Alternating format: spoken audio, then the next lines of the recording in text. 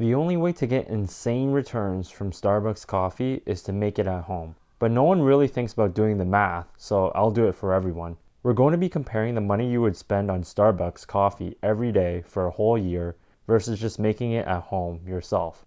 Your return on investment is essentially what you save from switching to coffee at home over what you would spend in store. Before we start brewing, smash the like button and subscribe to my channel. Let me know in the comments how often you go to Starbucks in a month. To make it simple for everyone, we're just going to be talking about freshly brewed coffee. It's elephant done. So how much are we actually spending in store?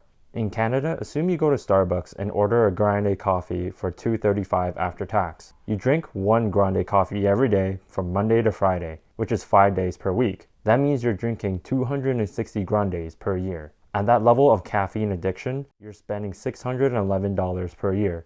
In our return on investment calculation, we know that our in-store spending is $611. Now let's find out how much it would cost to make Starbucks at home. What we need is Starbucks coffee beans, dairy, water, sugar, and a coffee machine.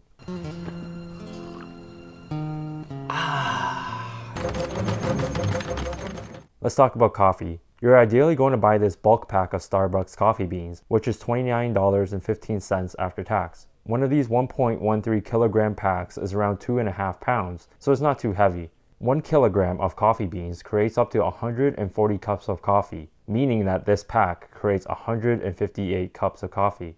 A grande at Starbucks holds 2 cups, so the coffee pack is really 79 grandes. To match buying 260 grandes in store for a whole year, all you need is to buy 3.3 of these packs. Well, you can't buy a third of a pack, but you can buy a smaller size that fulfills that amount. One of these smaller packs costs $8.75 after tax.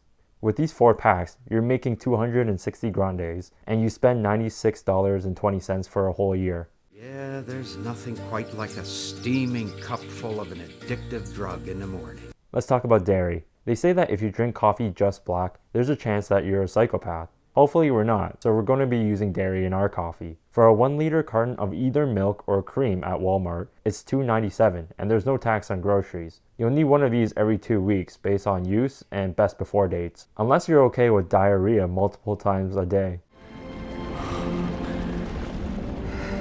It's gone. So over a course of a year, milk or cream will be around $77. So for water, 1 grande holds 2 cups. In a whole year, 260 grandes is equal to 123 liters. But you're going to use the same amount of water to wash your cup, so let's double it to 246 liters. Water is charged by cubic meter, so we'll convert it over. According to the city of Toronto, you're paying almost $4 per cubic meter. So for all the water that you use to make this coffee over the course of a year, that's 97 cents. That's super cheap considering that people are willing to pay $1 for a bottle of water at the convenience store. But if you're thirsty, you'll pay any amount. I don't need it. I don't need it. I need it! Sugar. For Canadians with their double-double style, it means that they use 2 packs of sugar, which is 6 grams. While a monster pack of white sugar, that's 2 kilograms, is good for 333 grandes. So we'll only need one of these packs for the entire year. It's $1.97 at Walmart, but don't be going on a sugar craze like Elf.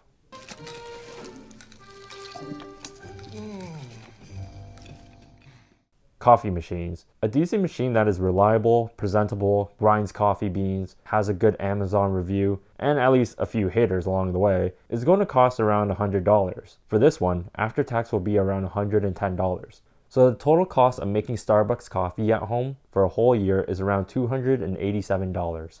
The ROI is again savings over in-store spending. The spending is $611. The savings is $324. So plugging that number in, the ROI is 53%. Because you bought the machine in the first year, and hopefully it doesn't break, in your second year, the savings become $434. Your ROI for the second year and years after is 71%. To get more ROI, you can increase your savings by either finding cheaper coffee beans or a cheaper machine. One way to do that is to shop for those items at Costco, unless everyone is panicking from the end of the world. So at what point does it make sense to buy Starbucks instead of making it at home? Well, as long as in a whole year, you spend less than $287, which is the amount that it takes to make at home.